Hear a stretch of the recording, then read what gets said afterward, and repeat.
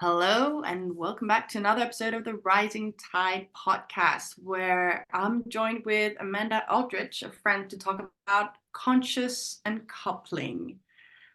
So Amanda was in a long marriage and relationship, and she's going to tell you a little bit more about it. But yes, she chose constantly to end it because there was a misalignment with what she wanted. And I've come across very few people who've consciously chosen to do that. I'm being one of them as well. And I have a curiosity on how you go through this. We've actually talked in the past about this, Amanda. And just bravery comes up, choosing yourself as well. And this old journey of uncertainty. What am I going to do? Because it's not something that you hear a lot out there in general. First, if I can, well, just hello, Amanda.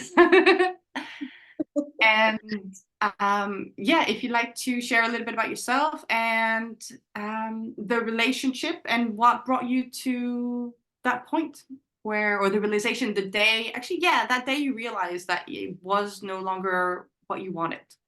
Oh boy. Well, first, Amanda, lovely to be here. Thank you for inviting me. And who knows where we're gonna go in all of this, but we'll start with the beginning. I'm woman in her 50s, have a corporate job, also do coaching, and two grown children. And as you said, I was married for really all of my adulthood. And as far as there was no single moment. It was a lot of individual moments and a lot of moments that I stuffed down out of a belief in right and wrong, and anything that was counter to remaining in relationship was wrong, and anything that I could effort forward to stay in relationship was right. And that repeated and repeated and repeated over many years. I had a lovely marriage. Make no mistake. My former husband was, always has been a lovely human being. And and we'll probably get into more of the specifics here with some of your questions, but it was a whole lot of moments. There were some, okay, that's it, at the end of that journey, that portion of the journey. Yeah. But yeah, no one moment. There was something that you said, and the reason why I'm asking actually about this is it came up as well with me, the stuffing down, like consciously stuffing down because it didn't feel like out was wrong and in was right. Mm-hmm.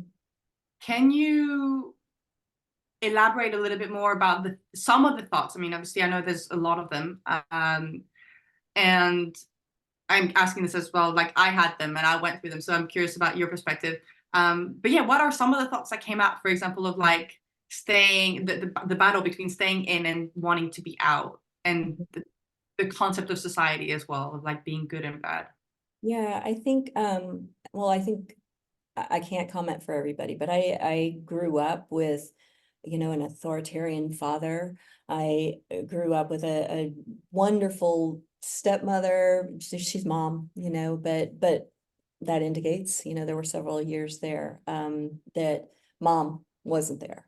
And so there was some core wounding there, and outsourcing that need to others is something that I woke up to in my 40s, that I had a whole lifetime of doing that, and that brought certain relationships in. And I think my former husband was one of those, that I was always looking to other people for validation, for belonging, for being desired, all of those things. And out of that, at a very young age, I entered a marriage who was somebody who had their own programming and needs and outsourced desires. And I may meander here, so I welcome your Meandering, totally okay. and so I think I was just living out of that programming, as we all do. about, okay, so you go to school, then you go to college, then you know, get married and you have kids, and you have the house, and you go to work and you're happy about it, and then you grow old and ride off into the sunset together. And that was always the plan. I don't think anybody goes into marriage or any sort of committed relationship with this uh for me. Divorce was never part of the picture for me. It was, we're married, we're going to do it better than our parents did, with no judgment on them, but we both came from families where divorce had been part of the lineage, and we were going to do it right, and we were so companionate and so codependent that worked. But that programming of that's the plan, that's what you do, we ascribe to that, but that core need unconsciously ascribed to it. But that core need to be validated, to be seen, if what I've learned is, if you're not offering that to yourself, well, it doesn't matter if you tie your life to somebody else. You're going to make them miserable, you're going to make yourself miserable, and you're going to keep looking to fill that void. And so there were lots of moments in our life, whether it was looking to friends in my circle and wanting to belong there, and then I'd come home to him if there was any wounding there, and he was, you know, my person and could hold me in that. But that core wound wasn't addressed, and eventually that got bigger and bigger, and a whole bunch of, you know, series of events that wouldn't be denied, that I need to learn the lesson of, I am whole and complete in and of myself, and I love me to death. He could never give that to me. As good a man as he is, he could never give that to me, and I really couldn't give that to him either. He's got his own things that he looked to me for, that I couldn't provide. I wanted, that's on the coaching as well, but there's two things that came up here. But even if he gave that to you, you would never feel it because you weren't giving it to yourself. And same to Exactly. him. And Yeah. so Amanda and I both come out of 1 year of intense, intense, once a week coaching, where we get coached and we coach to learn how to coach. And we talked about it. We've gone through a lot, and we've worked through a lot of our internal belief stories. And I mean, this was one of the years, but you said you've been separated before the call for 5 years now. Yes. Officially, officially since November 7th, 2018. You know that. I do know the date because November 7th was our 28th anniversary. Right. 27th anniversary. Yeah. And so I moved out on our anniversary. Okay. Yeah. And we had dinner together that night. Beautiful way to wrap it. You say, like, it was because it was conscious uncoupling, so there was conversations throughout. Oh, yeah. And just to go back onto the coaching, because we've had the coaching and we've worked a lot of things, but you have also, because you mentioned previously in previous conversations, where you've been working on yourself, finding the things, and really giving yourself everything that you weren't having Yeah. on the internal side, and you've been doing that. Was it before the ending of the relationship? Because I know after the ending of the relationship, you mentioned you did, but a little bit before as well, you started doing that? No, I think that need got louder. I think that there was a lot of ego before that marker in the sand, where I'm living here and you're living there. A lot of my own ego seeking that elsewhere, because it's you know, a relationship so complicated and there's so many parts of it. But part of our journey was Yeah. me looking elsewhere for attention. Okay. And I just want to name, like, ego, just because I'm aware some people just like, what the hell are you talking about, ego? And so if from my perspective, like, my ego was like, I want to be loved. Like, you should give me love. You should recognize me. You should be doing this. And it was, I should be doing this on myself as well. Like, I should be happy. And it's all these external sort of, like I said, validation, but I'm just trying to put a word. So I don't know if how your ego was talking at that moment. If you, yeah. Yeah, and maybe it would be helpful to context a little bit of the journey. You asked about a single point, but there were several, I think, key moments in time. You know, maybe one was an actual moment, maybe one was a season, but in my husband had a stroke when he was 42 years old, and that came on, that kicked off a season of profound experiences in our life, profoundly impactful experiences in our life. Now, to the outside world, 3 days later, nobody that had never met him before would have likely been able to tell that he had had a stroke, but anybody within his circle certainly did, and in our family, undeniable changes. He was in excruciating pain for more than a year. His pain in his head, pain in his body, muscle stuff, and he was always triple type A. And post-stroke, he was, after some recovery, he was just kind of type A. And so still high performing, but I cannot do enough justice to the journey he had to navigate internally in adapting to his new normal, because he moves in the world in different ways. Long story short on him, that has played out beautifully, but it was a very lengthy journey, years and years and years.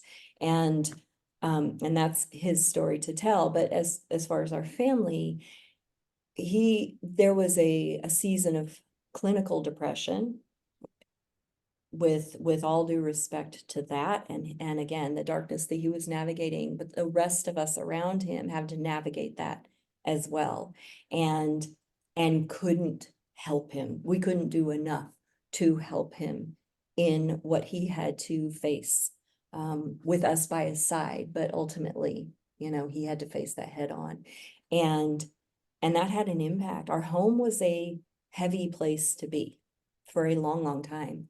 And some of the fallout of that, he had his own business, and that started to fall apart. And I needed to go. I was earning just a little bit of income as an athletic coach at the time, and I needed to level up as far as what I was bringing to the table during that season. So I got into corporate America, started at the very bottom, and that was a catalyst. Being out in the world in new and different ways, and meeting new and different people, and being rewarded for my efforts. So ego, you know, oh, these are our metrics, our KPIs, you know, our key performance indicators. You tell me you want me to do 100 of these, I'll do 120. Yay me, right? And plus, just naturally being a gregarious person and a friendly person, and making friendships with both colleagues as well as customers. My ego got fed. I truly enjoyed, I loved what I was doing, and my ego got fed. And that's not in a self-aggrandizing way. It was just, you know, I am doing something and I'm being complimented for doing it, and I'm wanted, I'm valued, which goes back to, if you've got that core wound, and people outside of you are telling you you're good, you're great, you're doing all this wonderful stuff, well then, yay, I don't have to pay attention to that. I'll just keep doing this and I'll keep getting what I need. And but the contrast between that and the heaviness within our home, I couldn't handle the heaviness after so many years. And so that really sparked some conversations where I approached him trembling with, we have to have help here. I believe that counseling would be beneficial for you. I went to him trembling because I was always codependent and more of a child in as far as who's in charge in this relationship. But he went to counseling, and to him, in later conversations, he told me this, it felt like you were throwing me a lifeline. He couldn't tell me that at the time, but that got him, that was one of the things on his healing journey. And by that time, my feeding my ego was already pointed in a different direction. But again, I had the value of, you stay in marriage, you don't do anything wrong. Okay, so I'm here, I'm miserable here, I'm happy over here, but that's okay, because this is where I spend my day and this is where I spend my night, and it's all good, until it wasn't. until it wasn't, more catalysts came along. And I'm happy to talk about any and all, but that was a really pivotal, propelling into where I find myself now. What I'm hearing, and correct me if I'm wrong, because I'm just going to concentrate, but it feels like also by you going back out and going into corporate America, there was a massive amount of growth. Oh yeah, I had And to so, share. yeah. And so what's coming up for me, and it was one of the things, is like I started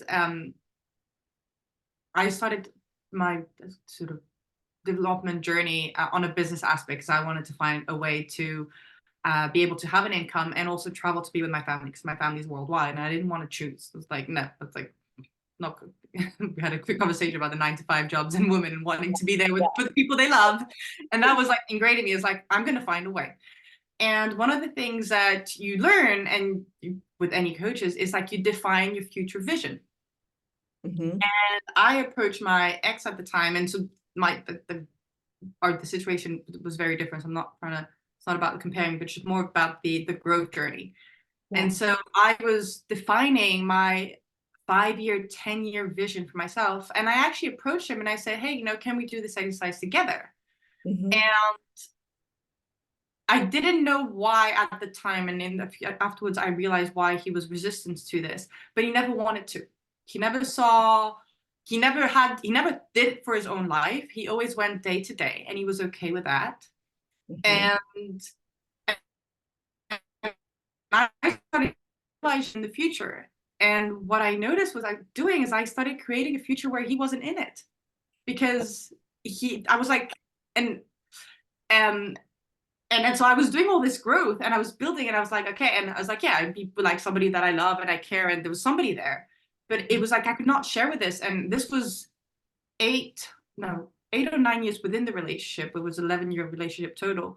So it was a new relationship, right, as well. It's like trying to build something for the future, long term, and grow together. And I felt very frustrated for that. And then I realized, like I said, in hindsight, like I started to grow so much, but I felt like he was here, and I started to grow in my own direction. And I wanted to bring him with. Said was reason. So it's the similarities. Like you've grown, and your husband was where he was because of what happened, and there's no blame. It's just facts, right? That's what was happening. But when you do have the growth and the person doesn't, I don't know, there was like a space, and there was no finding a way to how to minimize that space or recreate. I don't know how to come up with the word. I hear you. I hear you very clearly, and thank you for sharing. And there was, for me, there was exposure to something that I desired, which was more lightness of being. And certainly we all have our dark nights of the soul and everything, but that had been a long season of dark night for the soul. There were moments as he was navigating his internal journey, he would just want to sit, and we'd sit in the backyard at this little table, and he just wanted to be still and hold my arm, which was fine and lovely for 10 minutes, but an hour later, and I wanted to come out of my skin. As he was navigating that part of his journey, I could not give to him what he needed. And I already shared the journey of, okay, now I'm in the world in the effort of helping our family. We needed that income, but that exposed me to the lightness of being that wasn't sitting frozen for an hour, don't move, don't talk. And it would be a disservice not to like, oh, I grew and he was here. No. He was here. I grew. And then I fed my ego through that. He had his own continuing journey, and he grew, and he came into more spiritual awareness, more seeing the journey of it, more intentionality. He was feeding spirit, he was feeding essence, I was feeding ego. So he grew. And then he was waiting for me to meet him there, and I wasn't there. I was over here. And so it was this sort of thing, and we were not ever finding one another at the same place. And I want to bring it back to the conscious uncoupling. That is a phrase I think Gwyneth Paltrow coined the phrase, or she borrowed it from somebody. But that was something that I don't know when I put that label on it, but it was something that in the retrospect, oh, absolutely, we consciously uncoupled. And what I mean is we didn't go, okay, we're out, let's make a plan. We were conscious through the uncoupling. Once we both came to a place of understanding, we're not in the same place. This is not working. We're not able to find each other. We keep circling back around to that. We're not finding each other.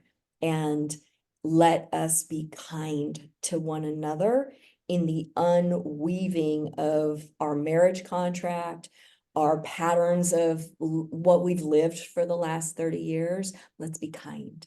Let's be intentional.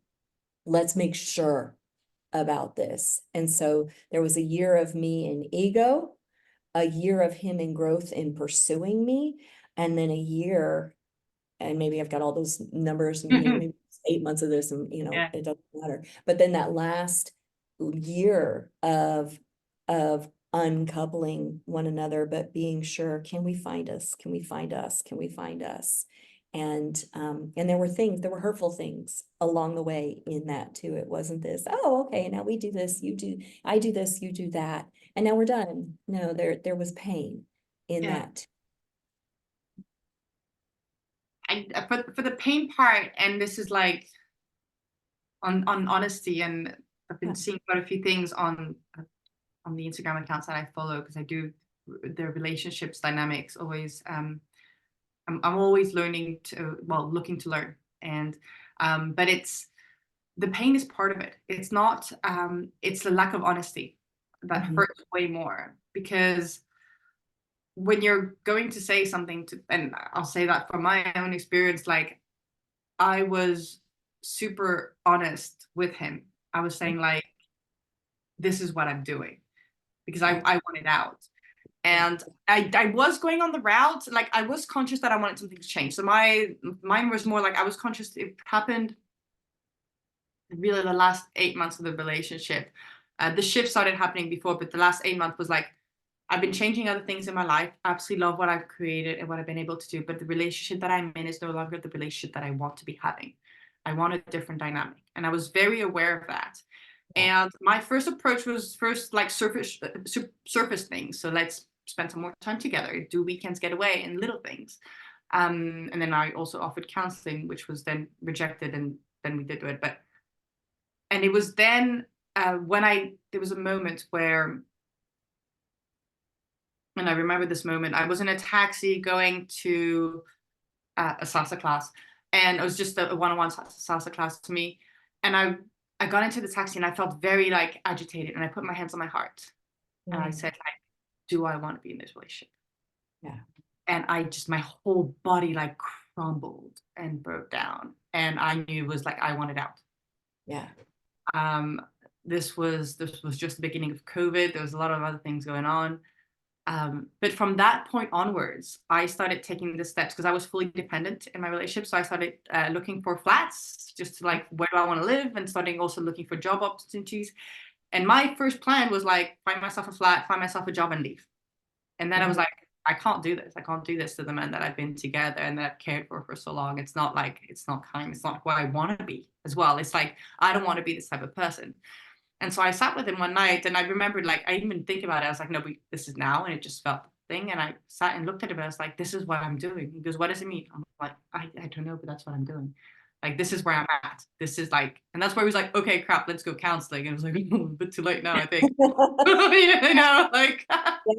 Yeah. Once you started, I mean, what I hear is those wheels had been turning, and it's when we start getting momentum in a new direction, it's hard to. That's true for us now. Well, yeah. Yeah. And also something that I've heard, and when I talk to other friends, and I notice, and it's the truth, and this is a little bit of generalization, But as women or more feminine energy, we have a tendency of wanting to figure out how to solve everything. And we think we can fix everything until we can't anymore. But we don't talk about it until Yeah. we, Yeah. like, we take a big sigh here. Yeah. Well, it's But when we break, it's gone. And the thing is that period beforehand, me lasted maybe truly 8 months till when I was really aware of it. Like when I thought, but for some relationships, it can last years and years. It could be even a decade or longer than that. That I've talked to people, and except a woman, and it's. I mean, I guess it's, I don't know how we've been brought up. Like, you be a perfect woman, you look a certain way, you smile, you do this, you get a good guy, you do this, you do that, and you figure it all out and you find it, and you can't show that anything's off, because if not, you can't be loved. And well, that's how I grew up. I'll talk for my own self. And therefore you take it in, Mhm. Yeah. uh, until And you break. yeah, well, and you've got that rich internal dialogue, or monologue maybe, of here's a desire, well, that doesn't align, push that down, do the thing, stay the course, but the desire doesn't die. And whatever that desire is, to be seen, to have a voice, to live a certain way, we can squash it down because of the programming that we've taken on, or that's been put on us, but it doesn't die underneath that.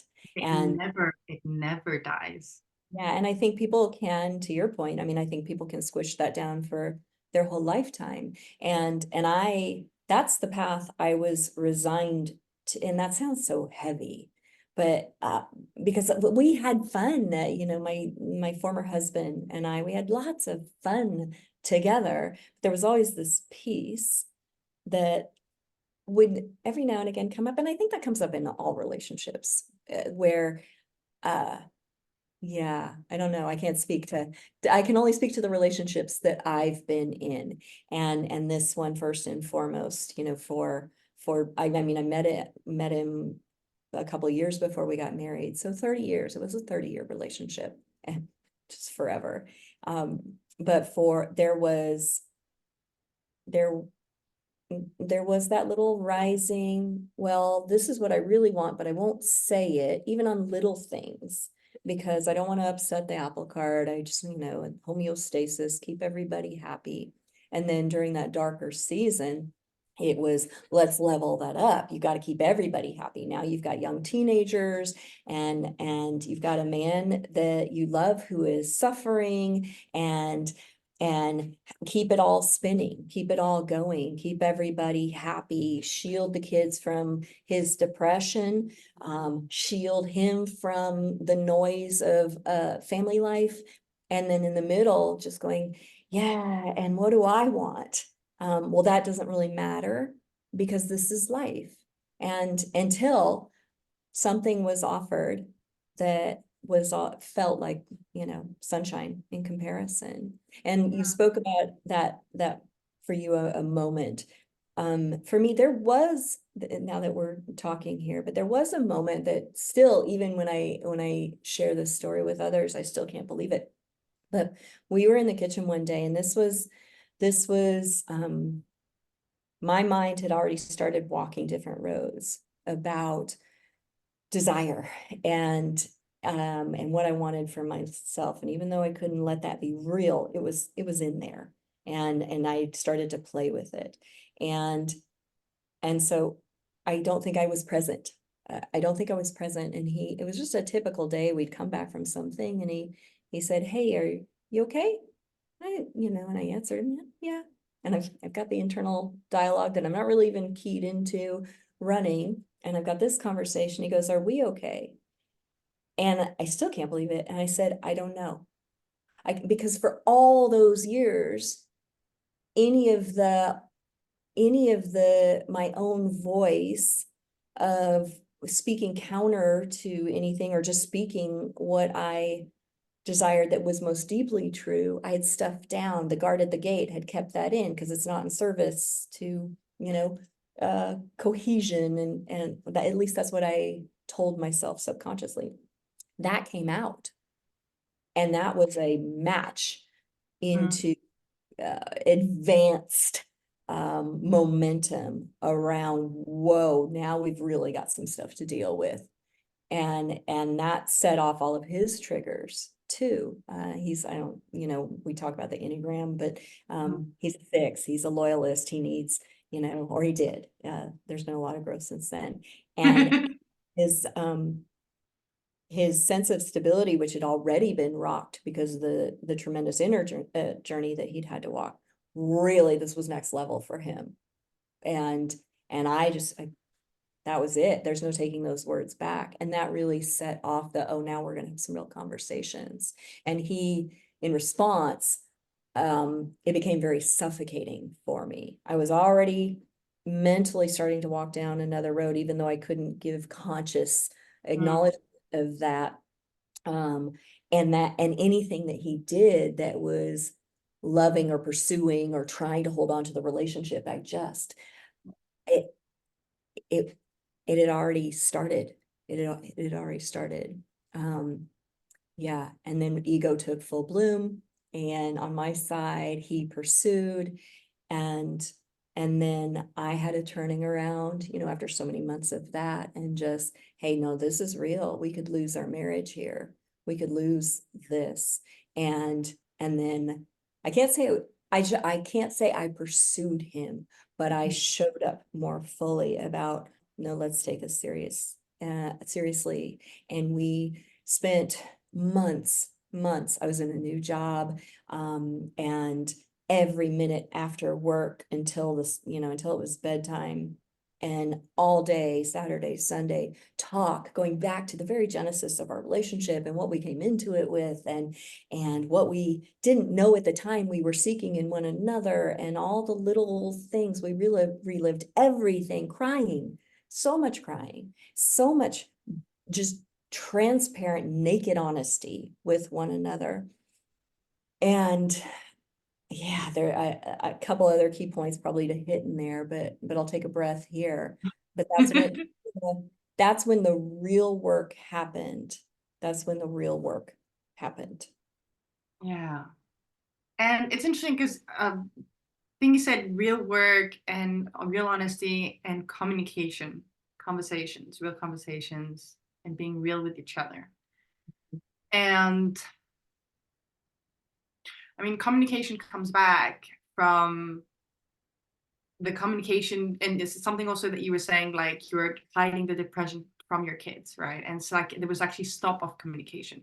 It was putting barriers from the communication. No, I can't talk about this, or we can't talk about this, or we cannot share this. And it goes, I don't know, I'm trying to put my thoughts here, but it's just that there's a lack of it. There's a lack of, well, first of all, of honest communication with ourselves. That I think most of humans aren't taught how to do it unless they have incredible parents who have been taught to do this and pass that to their kids. You're not taught to do this. Most people not like have honest conversation with yourself, like, yo, what the hell are you doing to sabotage whatever you're going for at the moment, right? Like, be honest with yourself and stop blaming the external or whatever, or finding excuses. And then with this, the partners, your kids, and even in just in a relation, in a family situation, there's a lot of like hidden stuff. No, I can't say this because I can get hurt. No, I can't say this because I can get hurt. And actually, there's a phenomenon, or something that I watch on it. It's Chris Willicks that he shares stuff, and he was saying, like, in a group settings, like, you'll often have the majority of the group do something that most of them don't want to, because everybody thinks that the other person might want to be doing it, they say yes, even though they don't want to, but they actually haven't asked. Oh, the Abilene paradox. Yes. Yeah, we all going to Abilene and nobody wanted to go. Yeah. And this has happened so many times, and you see it and you're like, has anybody asked? Like, has anybody actually asked if anybody wants to do this? Yeah. And I think films have been shown as well, like everybody, like, I think there was a film about dads or whatever, how like they're doing all these things, and like, why are you putting yourself in danger? It's like, well, I thought you wanted it. Like, I thought you wanted it. It's like, no, I just want to like hang out and have barbecue with my kids or whatever. It's like, yeah, me too. It's like, well, let's do that instead. And you're like, talk. Yeah. Yeah, I think And it's we just, we're so we continue, afraid.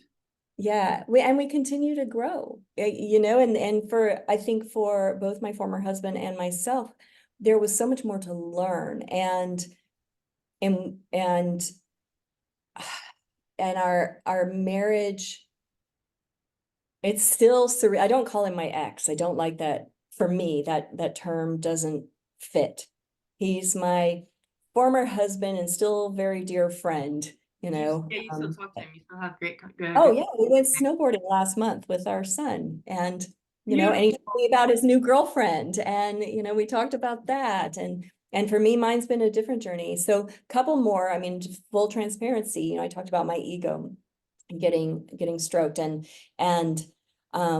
and wanting to be seen and affirmed, and so everything that I had looked for throughout my life from a very, very young age, long before I met him, up through him in, you know, I mentioned like in friendships and what have you, all of that wasn't being fed. That core need, see me, am I worthy? Am I lovable? Am I worth keeping? You know, all of that. That really in my work, I was exposed to different personalities, and there was one personality. There's a quote that I love, and I know I'm gonna mess it up. It's from Carl Jung, and it's you'll have to look it up to get it right, but the essence of it is personalities like chemical are like chemicals. Whenever two come together and there's a reaction, both are changed.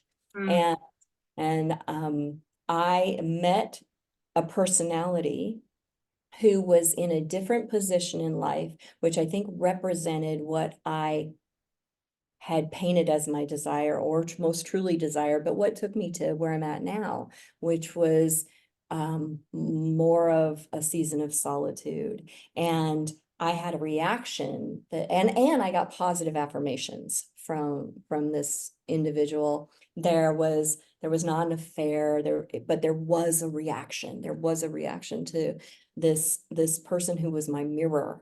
And that gave me,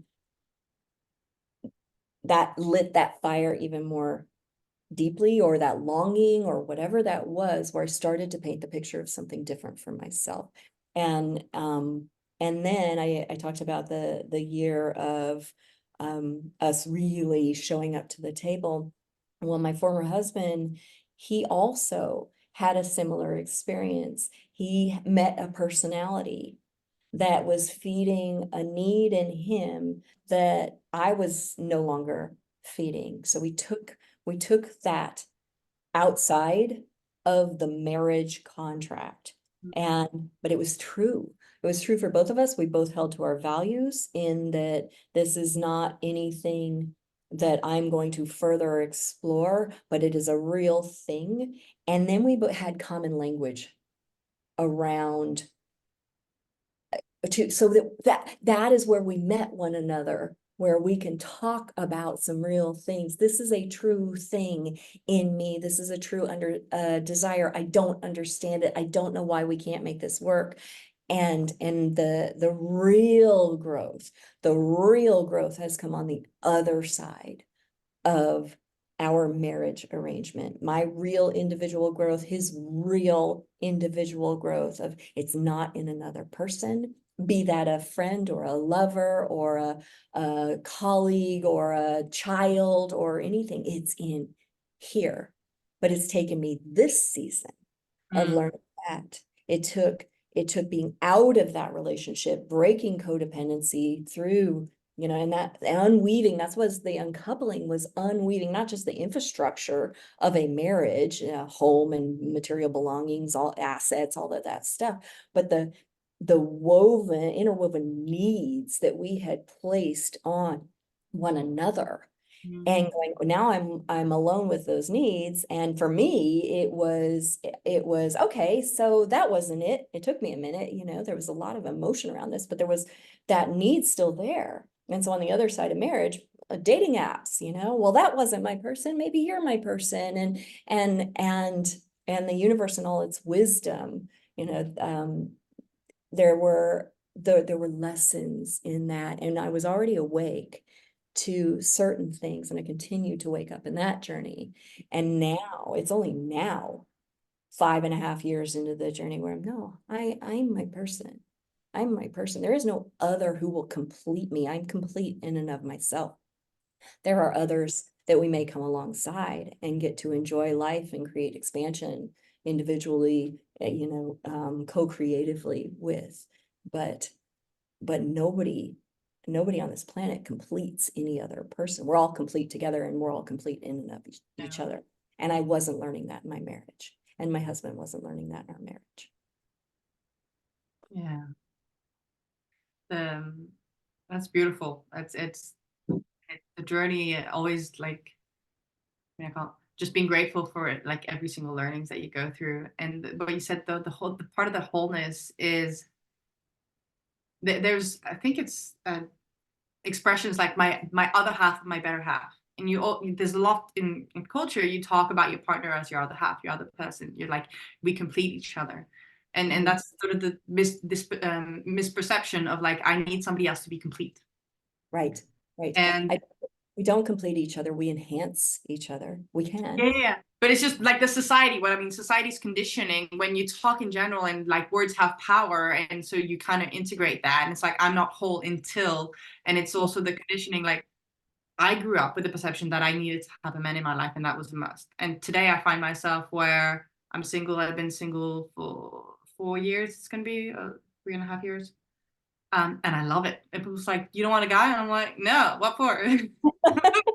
Like, to be completely, and even for pleasure, there's stuff for that. So it's like, what hell? No, but so it's like, okay, having somebody like my biggest thing that I miss, and also like separating in COVID, where I used to have like hugs, is like the physical contact of human beings. As social human beings, we need, like, it's, I was in a relationship from since I was 21. So I've always been surrounded with somebody that I've been able to hug. My family's not really hugging. I started hugging them in my mid-20s. But that's my biggest like miss, just hugs, physical touch, because like that's what I miss. But apart from that, like, I love what I'm doing. I feel whole, and I can completely resonate in that. Just like, I am a whole person. And I heard that, I think, it was the book, The Celestine Prophecy, which I heard about that. And at the end, it does talk about energies, but more onto a color visualization, but saying like, another person who's not whole will take your energy out, whether if you want somebody else to be whole in front of you, so that you enhance each other. So it's like 1 + 1 = infinity. Yeah. Not like Synergy. 50 + 50 = 1. It's like, no. Yeah. And for that, it's just like beautiful. It's like, yes, like you are whole. You find somebody who's whole as well, and you like, what else can we do together? Yeah. And really express that. Yeah, I love that. And it all resonates. And in the life lessons learned post marriage, and they've come from different places, but that one of whole and complete in and of myself, that was really learned in a small handful of relationships post marriage, one of which was the most deeply impactful, really where I woke up to this. And it was that sort of energy taking, and I don't want to do a disservice to that individual, because I showed up for this. I showed up with my needs, he showed up with his needs, and we had our little dance on and on and off, on and off and on and off. But in trying to understand him, that's how he learned about me. In learning about attachment styles, and well, he's obviously this. He's he's attachment avoidant. And wait a minute, what's this about attachment anxious? Oh crap. And so all that energy that I was all that energy that I was pouring into somebody else so that I could receive what I wanted, that got turned around. And that was an extremely painful relationship, but it was the most profound, outside of my children, that's the qualifier there, the most profoundly impactful relationship of my entire life, because of the catapulting, the arduous, clunky back and forth catapulting into a new level of understanding of our wholeness, of our completeness in that whole dynamic. And yeah, and we can come along and we can enhance each other, we can take from each other, but nobody can take what you don't give. And I, in that relationship, I gave and gave and gave and gave and gave. And that's on me. Mm. And that's on me. And I thank the universe for that season as well, because of where I am now. I'm single. I've been single for a long, long minute now. And I do welcome enhancing and synergy, but I'm not out there seeking it as something that I need anymore. That's the difference now. There's one thing that I like to just go on to the future side, but just going back to the learning to be with yourself. And maybe there are people, but for me, it really took at being alone to learn how to be with myself. I love that you say that. Yeah. And because I was running away, so I'd always just go back. So left home at 18 going to university, always had housemates in a way or another. Came back to Hong Kong. In Hong Kong, I was living with family. Then I moved into my boyfriend's. And then after the relationship ended, there was other family, and then there was my family again in Hong Kong. And then I was alone. Mm-hmm. And at 34, 2, 3, something like that, I found myself living on my own, first time ever in my life. Wait, full stop. You are so much younger. I mean, you look so much younger. I thought Thank you very much. You are much young. I can't see, I'm flummoxed. It hit me that hard. You are in your 40s, and I have had you for a year and a half pegged. No, I'm 35. I'm 35. Oh, okay. I'm 35. Okay. So I don't know what I heard as far as 40s go. No, I'm sorry. Yeah. I'm 35. You still look younger than you are. Thank you. I apologize for that, but No, my brain. Hey, this is how real life humans are in real life. And by the way, that's just a sign up that came up in my mind. And like, humor is really good for business because it creates better connections and trust, because it's like, oh, you're a real human, I can trust you better. And so it's actually recommended. There's a whole TED talk about this, about how humor actually is better for business. Oh, love it. I'm sorry. No, it's okay. I track notes, like, but yeah. So living on my own, I realized. So it was also a whole bunch of other things, but like I started a new job. But the job was quite, not to, I say, blow smoke up your ass, but I was working as an office manager and a receptionist in a company. I can do a hell of more than that. Like, people were looking at me, and actually, this is completely a side thing, but it's one of the board members came into, and I started talking, and we were talking about different topics. My colleague next to me was looking at me like, yeah, I don't know what the hell you're talking about, because like, and he was looking at me and he was like, what are you doing behind this desk? Like, other stuff. And I'm like, that's a story for later. But yeah, so I was starting this job, which wasn't hard, but it was a lot demanding. And then, so my colleague went off on holiday. So I had 2 jobs at the same time that I picked up within 2 weeks, because that was urgent. That's why they needed somebody ASAP, because she was leaving on holidays. And so they needed somebody there.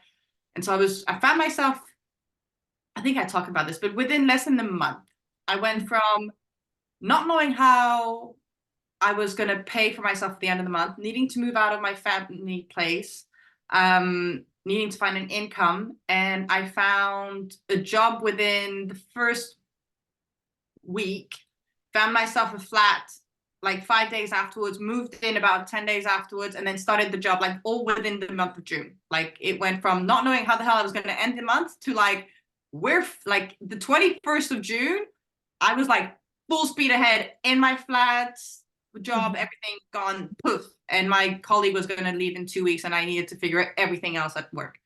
And I did it. But I also went in and just like kept busy. And I started taking extra activities. I was in different things. And I And I was looking, I came home and I felt tired and I was like, what the hell am I doing? What am I running away from? What am I Yeah. avoiding to feel? And I came to presence with this going like, hold on, there's something wrong. And there was also other emotions coming out from outside, things pissing me off at work, but things pissing me off outside of work as well. In the activities I was doing. And I was like, but I'm actually running away from something. Yeah. Yeah. And it was afterwards because that was June, the whole sort of explosion. July was like full steam ahead. August was like explosion. And it was in September that I cut everything loose. So all the activities I stopped and I didn't have anything planned. I just went to work and that's it. And then Yeah. afterwards I saw like what felt right that I wanted to book back in. And then it was like, actually, I was running away with the crappy dialogue that was going on in my mind. Like, I should be better. I should know better. I shouldn't be doing this. I should be doing that. All these shoulds, all this. And I was running away from this. That was because that was mean. Mhm. I didn't want to be with this. Yeah. Um, and yeah, and being alone enabled that. I don't know if maybe it's something else would have, but that's what was required of me to be there and to realize, like, hold on, there's something internally that I'm not Yeah. doing. Yeah. Yeah. Thank you. And and um and I think while it's played out differently, that lesson has also come along, or that awakening has come along in my journey. I mean, I talked about the, on the other side of marriage, it was okay, it wasn't this, maybe it's this for me, and diving in and channeling that energy towards looking for my other. And it's only in there's been evolution from the beginning. My own first apartment, similar to your journey, with my family until I was with flatmates, until I was in the military for a couple of years, until I was married, and I was married when while I was serving in the military. I got married, and there was never ever a point at which I lived alone, been alone outside of, my own thoughts.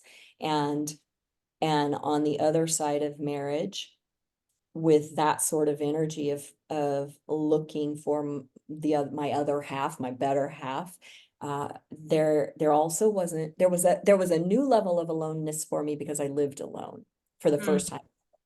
And and there was an aliveness to that and an awakeness to that. And I think it's Thich Nhat Hanh that, and forgive me if I misquote, but um, hello, acknowledging, oh, hello, loneliness.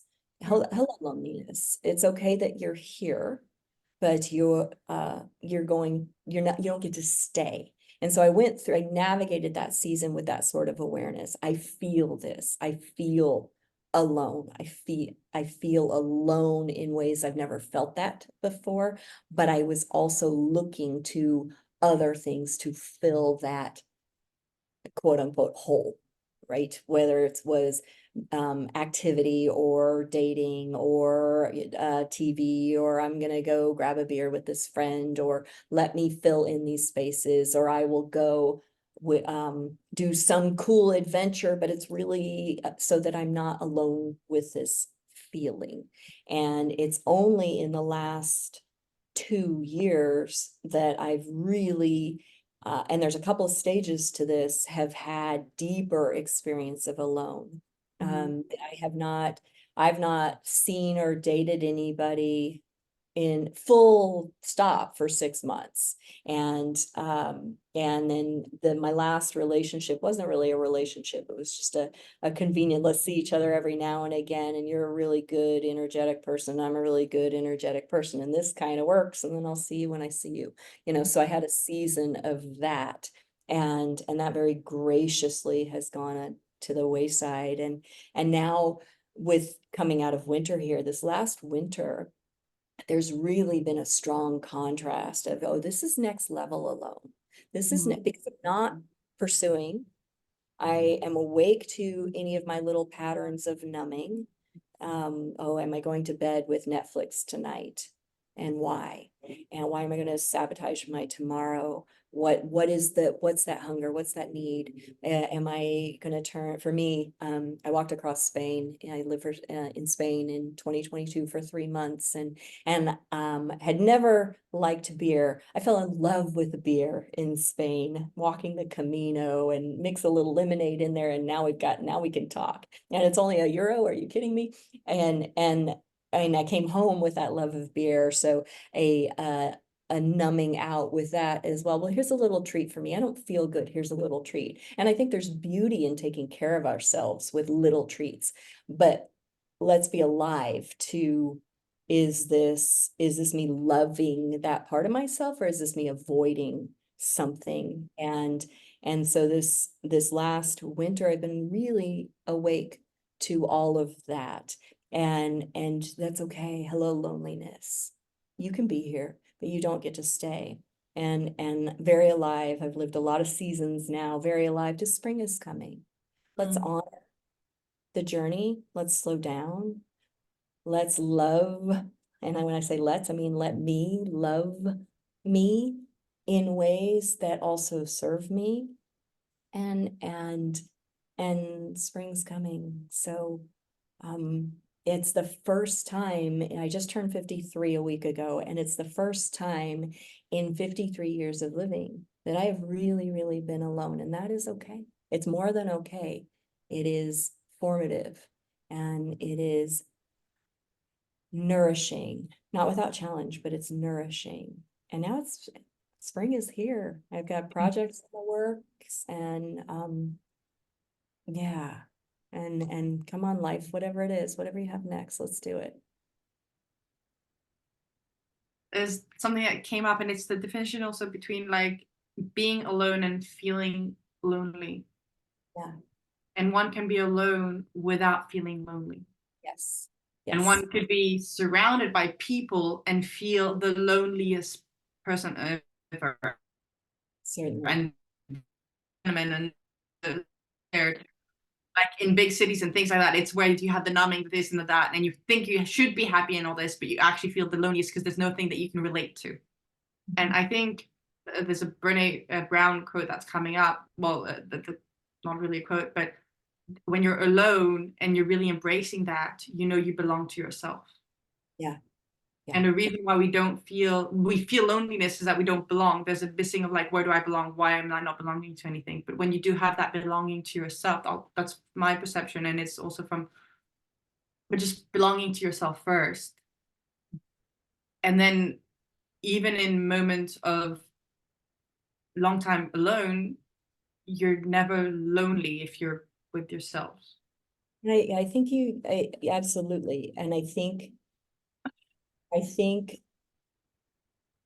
what comes up for me is I think people may believe that that's a linear journey. In my experience is that it's not. It's this kind of journey. Oh yeah, like life. Yeah, yeah. A Because roller coaster. Who's in? I mean, I mentioned going to Spain. I went to Spain. I didn't know one person there. I had this opportunity. It was a home. I manifested it. I really actually spoke this into existence. And that's when I woke up to the whole concept of, wow, our words matter. So let's be really, really intentional about what we're putting out there, because I had this amazing experience, and I did this home exchange. I went with a job. The job fell away, but that was a new level of alone, because I definitely, again, circular journey. I had different periods of that, in that time there, and of alone and loneliness, and both, and one, neither, and all of that stuff, but an awakeness to it all in the process. Go to a country where to say I speak the language would be such a stretch. But I know enough, and I can smile to, that I kept myself fed, that when I walked the Camino, I was able to get a bed for the night. But that was a next level experience. I have no one I can call here, and I don't speak the language, and I'm doing this solo. And that was a next level thing. And then this last season has been a level beyond that, where it's no, I'm in my home environs, and everything around me is, COVID notwithstanding, and all of that, but is the same. And I'm just that much more awake to things. And when loneliness comes, I recognize it for what it is, because it does still come. And that it's also a choice that can be, I've gotten to a place in my life where loneliness is a choice. If I choose to remain in loneliness, if I've woken up to the fact that I am lonely, there's a thought that goes along with that. And if I can arrest that thought, and what am I making that mean? That I'm alone. It's a fact. I'm alone in this house, aside from, having this call with you and my little cat running around somewhere. I'm alone in this house. And when we finish our conversation, I will still be alone in this house. And loneliness is making alone mean something. I will always be alone. Whatever the story might be. And loneliness, I think, can have sadness. Loneliness is sadness. And you can not have sadness. Oh, loneliness kills the maths. There's the research that shows people who feel loneliness are 30% more likely to die early. Yeah. And it's massive numbers. It's massive. And even which one is it? Braving the Wilderness. And I was saying feeling loneliness is like when you feel thirsty or you feel hungry. When you're thirsty, your body's telling you you need to drink. When you're hungry, your body's telling you you need to feed. When you're lonely, your body's telling you you need social connection and real connection, not horse crap. And this is, I'm swearing on words, but pretend like, hey, we're buddies, let's grab a glass together and pretend we're like have common interest. And what I mean like pretend have common interest is like gossiping about people or talking about superficial things. Like the real conversations you can have with a friend is just like truly saying like how you doing, and the friend in front of you who's not doing well can really like my day's shit, and you can hold it and you can be there and you can hold space and together. Or if your day is amazing, you can be there with that person. I was like, oh my gosh, tell me some more, or celebrate with that person and be there. And instead of like feeling jealousy or resentment or whatever, because it's not happening for you, you're actually present for the person in front of you. And that's real connection. And so loneliness kills. And it's so, but it's true, it's a you can say cure, air quote, but it's not really cure, but you can help yourself. And again, like clinical depression, anything that all of the that'll be hormonal induced as well, so there's something else deeper underneath that. Yes. But exactly there's resonance in all of that. I wanted to, I'm aware of time, we went a bit early and actually a bit over early. But I was having such a beautiful conversation that I wanted to share. And if we ever want to rediscover this, continue a little bit longer, I'll be happy to.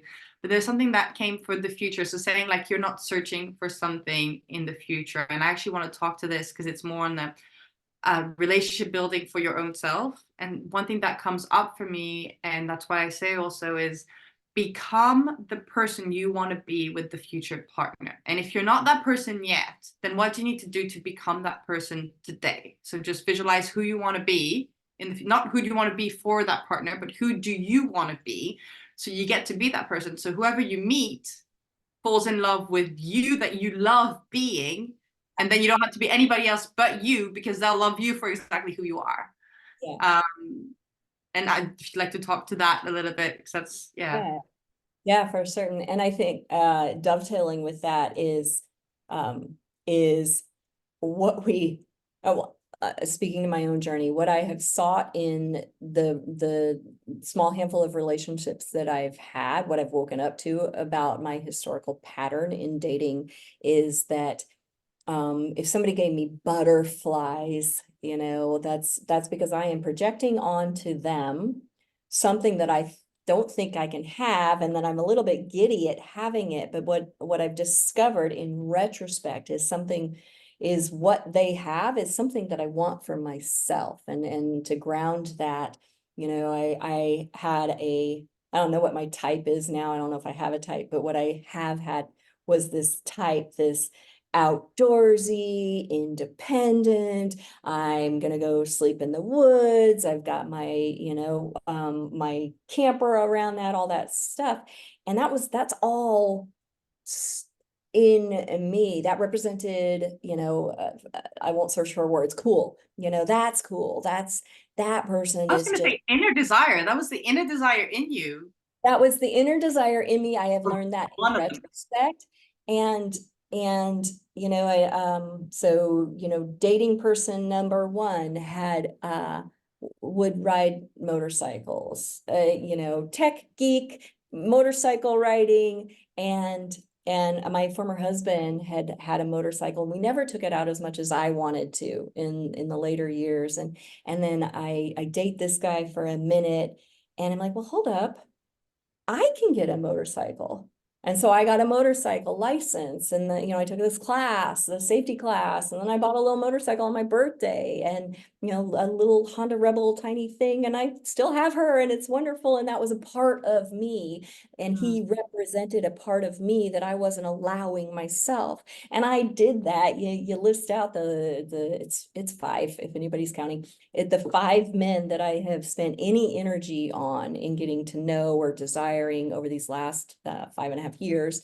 And well, with this person, he was a mountain biker and just always out in the woods and doing that. Well, I grew up running around and biking in the woods. I'm like, well, hold up. Let me go mountain biking. Let me join a group. Let me do that. And then that most impactful relationship, long story short, I bought a camper, and I've been driving around the country in my camper, and I, renovated the electrical, and that he's long gone, but that part of me that's always been there has been made manifest. So I was seeking in others something that I desired to have expressed within myself.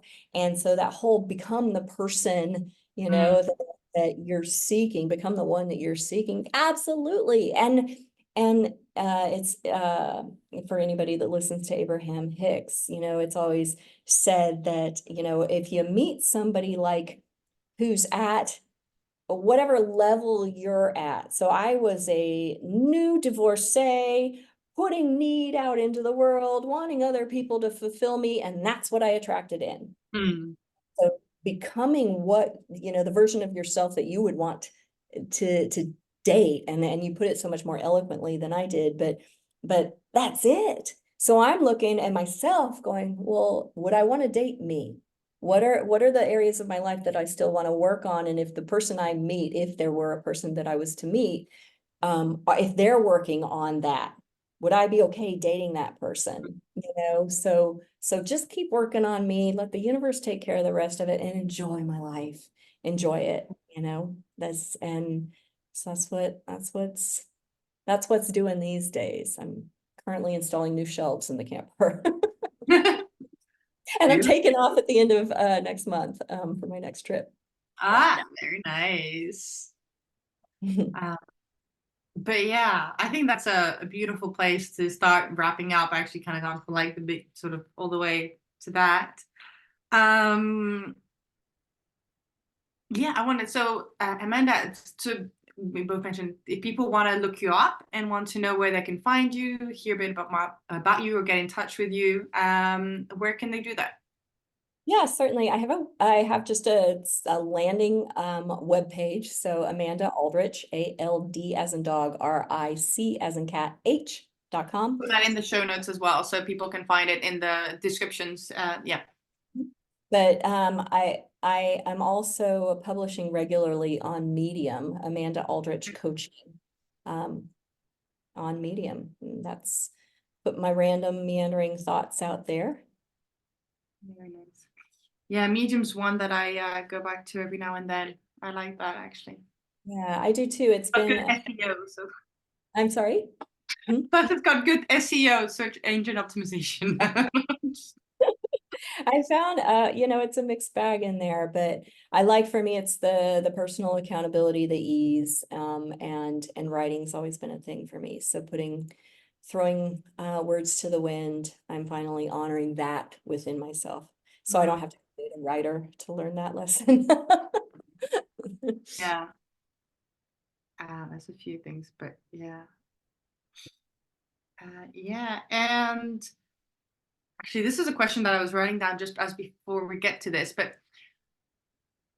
we'll see if it works. Is there anything that you'd like anybody who's still with us after this long time, but for takeaways or an ask of the people, like either an intention to be or just a takeaway really to, if there's like one thing you like or stronger than anything else, of course, we talked a lot about a lot of things. So, but yeah, from people listening. Um, let me breathe on that for a second.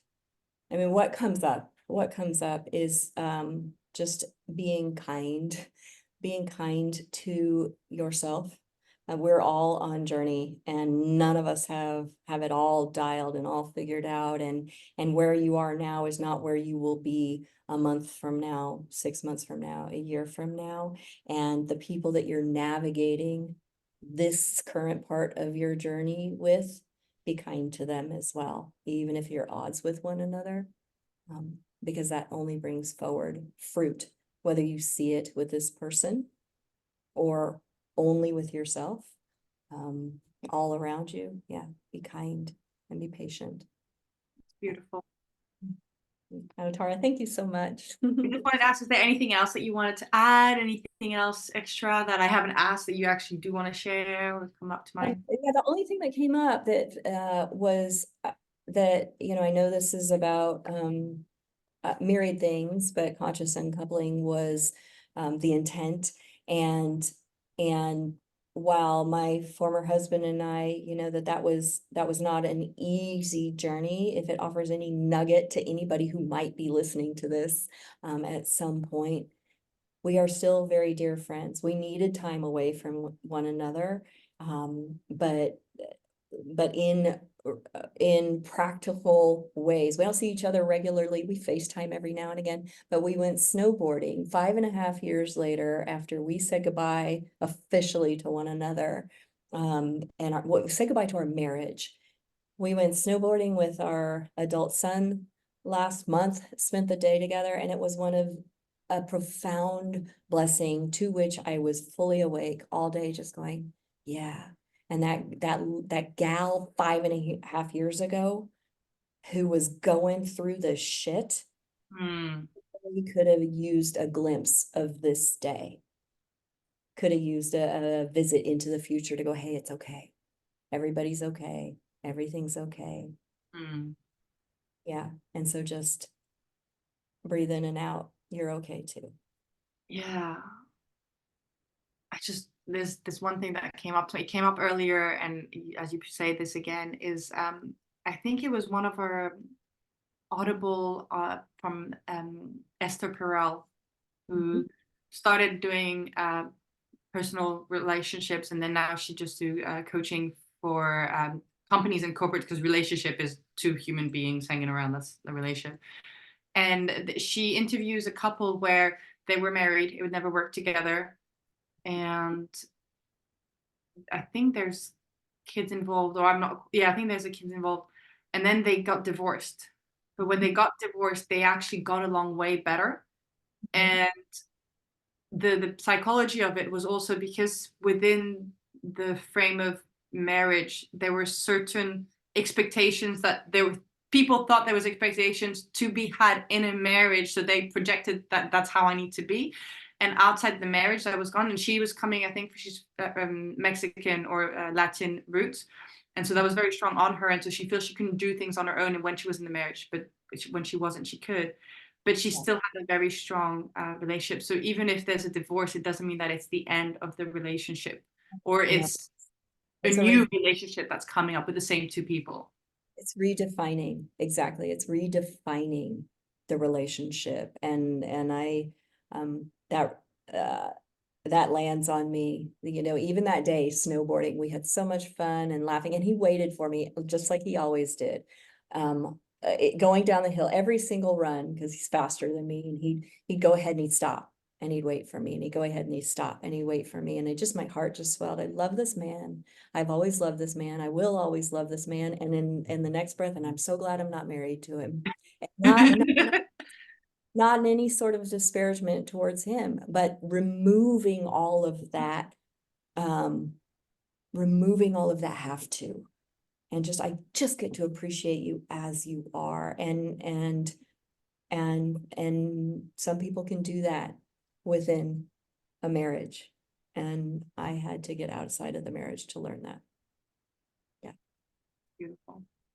Well, thank you for taking the time and being open to share this journey that you've been on. I appreciate it very much. Yeah. And for those listening, thank you for listening all this way. I know it's a little bit longer. And I hope you've taken anything away. And if you've taken anything, don't hesitate to share this episode with anybody who could take anything away as well. Yeah, share it around and share with us as well. Find Amanda on her landing page or myself on socials, Tara Barot on most places. And yeah, share with us your takeaways. Thank you, Tara.